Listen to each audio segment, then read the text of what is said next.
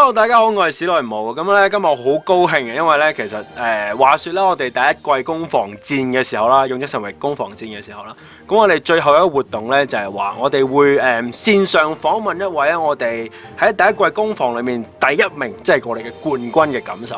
咁今日咧，終於搞咗一大輪啦，可以安排到咧同阿可樂咧能夠做一個非常好嘅訪問啊！咁我頭先都同佢簡單傾咗嘅，咁佢發覺咧，同我想象中都有啲唔同。咁我哋不如我哋歡迎下我哋可樂啦，掌聲！耶！得我嘅掌聲好尷尬。Hello， 可樂，各位好。係呢位就係傳說中嘅可樂啦。呢個可樂係咪同大家心目中嘅可樂有啲唔同？唔會啩？因為我聽落去啦，你把聲係相對比較係點講呢？因為我心目中嘅可樂應該係再細啲嘅年紀，即係你可能比我想象中成熟咯。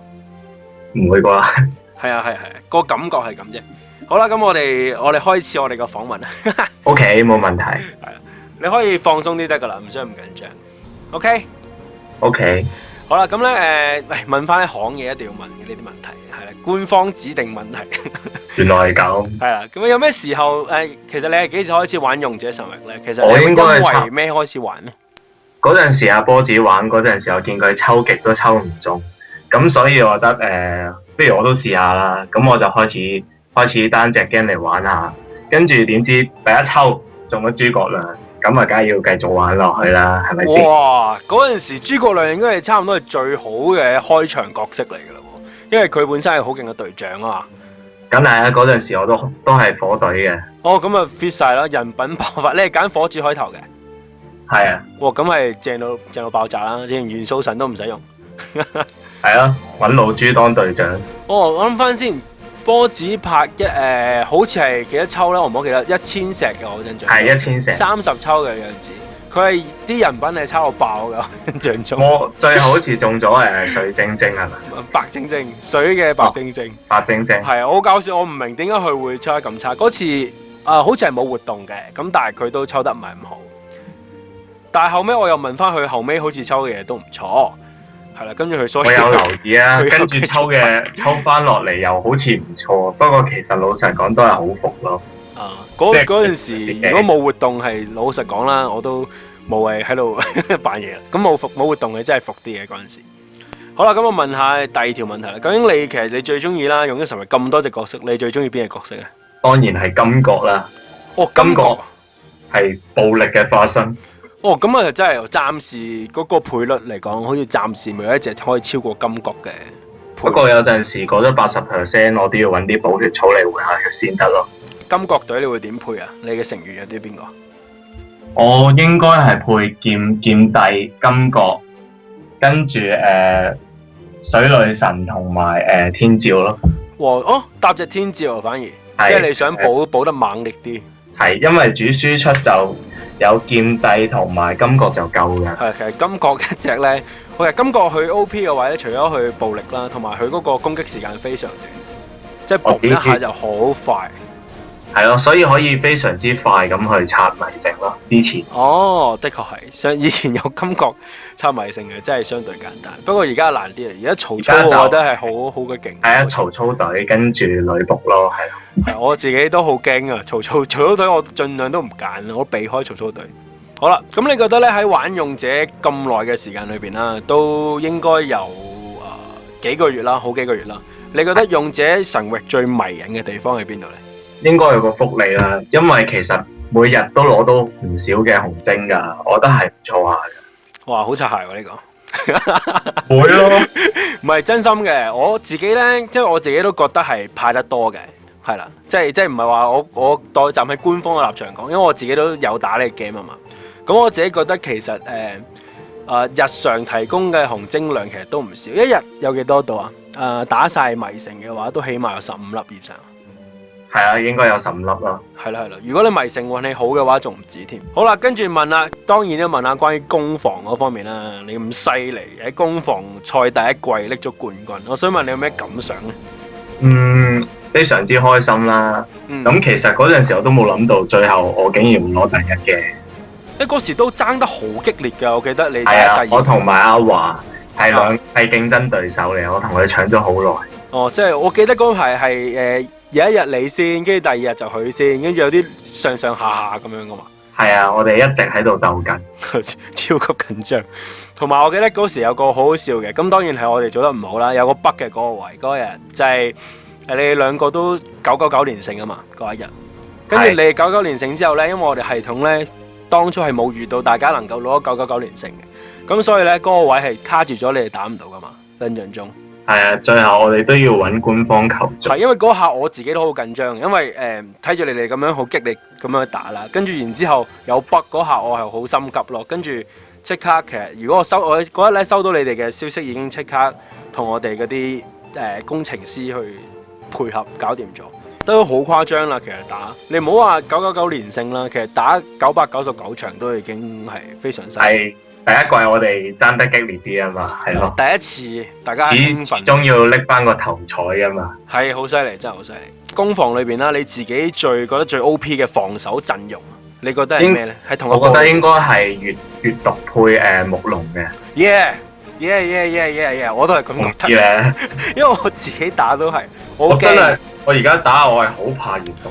唔知咧，周不時有開技嘅。佢唔知喎，佢係特別多混沌珠，硬係可以開到技。因為其實好痛啊嘛，佢暈完你，木龍騎再追打係真係好麻煩。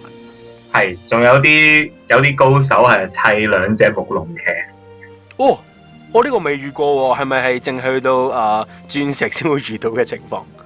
可能啦。哇，好癲喎！即係兩隻木龍騎追打你喎，咁樣講係。係啊，哇！呢個真係幾麻煩嘅陣容，因為其實一般玩家最驚應該係軒轅啦、木龍騎呢啲啦，呢啲係比較禮計啲。呢啲俾人改咗之後，都其實都冇咩人用㗎啦。中間仲有好多人用嘅，不過你哋鑽石嗰邊就可能會少啲，因為其實佢都厚嘅，不過撐唔到幾耐咯，算係被動防守型多啲，係咪啊？係啊，攻擊力嚟講就唔係好勁咯。就防守咯，一味撐時間，咁就撐過去。究竟你嗰時咧，鑽石王，即係去到鑽石嗰段位啦，你其實每日花嘅喺攻防嘅時間要幾耐咧？嗰陣時好似都有4-5個鐘噶，即係每日打4-5個鐘。有陣時星期六日可能都唔止噶。哦，即係星期六日真係拆得仲誇張。星期六日我同埋阿華都係搏命拆，特別係最後一日。哦，最後一日簡直就係癲咗。係啊，可以咁講。我最後同佢差佢分數嘅，真係係險勝，太激烈啦！嗰時我哋睇到都嚇親，因為我哋自己都緊張睇住，因為都擔心嘅，即係你會唔會拆得太過辛苦啊？太過攰，我哋都擔心嘅。呢個係我哋背後。原來係咁。我哋擔心㗎，因為驚即係譬如可能你打得太盡啊、太攰啊，咁我哋都即係唔係好想見到係咁嘅情況。我哋都擔心咯。即係幸好你哋兩個都冇乜事啦。好啦，另外想問下，究竟你哋有冇你啦，你自己啦，有冇話有咩建築小怪？你知咩建築小怪嗬？知，點會唔知啊？建築小怪，你係冇想我哋特別去加㗎咧？即係你加有凍結效果嘅咯。有咩凍結效果？係啊，應該會好勁咯，係咯。即係定期會放一個全體凍結定係單體凍結？你覺得？全體凍結就勁啦，係咪 ？OK，都可以，因為建築小怪其實我哋都想加。因為我哋其實第二季攻防呢，我哋針對其實如果你有體驗就知道，針對攻擊方會強化咗好多啦。咁其實防守方相對會弱咗啲。係上一季嚟講就應該係攻擊方唔係，上一季係防守方比較勁嘅。係今季係攻擊嗰方就比較勁。係啦，即係大家同埋會投放多啲資源喺升級個技能上面咯。今季即係嗰個攻防技能。其實佢防守嗰邊都有 buff 嘅，不過就相對可能冇明顯啦。你要抽到啲陣營，然之後升級咯，食陣營。明白。係另外啦，最後一題，問下究竟有冇希望有咩特別嘅角色可以出現喺勇者神域裏邊？當然有啦，我之前曾經都向你哋官方講過噶。就係我希望出關於神話系列嘅，譬如宙斯嗰啲，我非常之希望出。宙斯係希臘神係咪？定係北歐神？我都搞唔清楚。希臘神係咪？北歐應該係奧丁嘅。係啦，北歐奧丁，宙斯就係希臘。其實我哋都有諗嘅，因為其實大家都知咧，呢啲好多卡牌遊戲都會常用嘅神話咧，即係希臘神話啦，跟住呢個嘅北歐神話啦，都係好 common。咁但係因為亦都同時太 common 嘅關係，我哋都唔敢隨便出。即係一出又話人哋又話抄啊，又話成，即係我哋都有我哋嘅糾結嘅苦惱。不過我哋嚟緊都應該將會有啲咁嘅計劃嘅。明白。係啦，不過當然啦，係冇咁快嘅事。咁我哋版本其實已經排到去8月㗎啦，即係我哋自己開發嘅內容。所以係我哋通常會預咗好多嘅計劃咯。所以嚟緊我都希望咧可以滿足到更多玩家想要啲乜嘢。因為我記得嗰時問卷裏邊咧都真係唔少玩家係想要北歐同埋希臘呢2個系列咯。我都係其中一個。係，你相信我都係其中一個。好啦，咁最後咧仲記唔記得我琴日問咗你一個問題啊？你應該唔記得。我問你中意我哋邊一隻嘅角色啊嘛？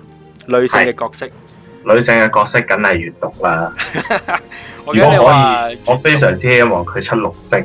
6星，6星咧就暫時未一個安排，不過遲啲就有一啲關於閱讀嘅一啲嘢，咁可能你哋可以期待一下。係啦，不過今日咧都預備咗一份小禮物送俾你嘅，係啦。係咩？冇錯，咁一個少少嘅心意啦，咁我而家 send 俾你，呢個禮物可以 send 嘅，咁你等一陣啊。收到未啊？多謝史萊姆。係啦，咁呢個咧其實係我特登啦，叫我哋即係閱讀嘅嗰個畫師啦，就重新畫咗一張啦，咁就一個俾可樂嘅一張恭賀圖啦，咁就係恭喜你成為我哋嘅第一季嘅攻防嘅冠軍，恭喜晒！好嘢，好嘢！係一張圖，我都同時大家喺畫面度都會見到嘅啦，應該都幾得意，都係一個比較調皮比耶嘅一個閱讀啊，幾可愛！希望你中意啦呢份禮物，非常之中意，我會留念嘅。咁就好啦。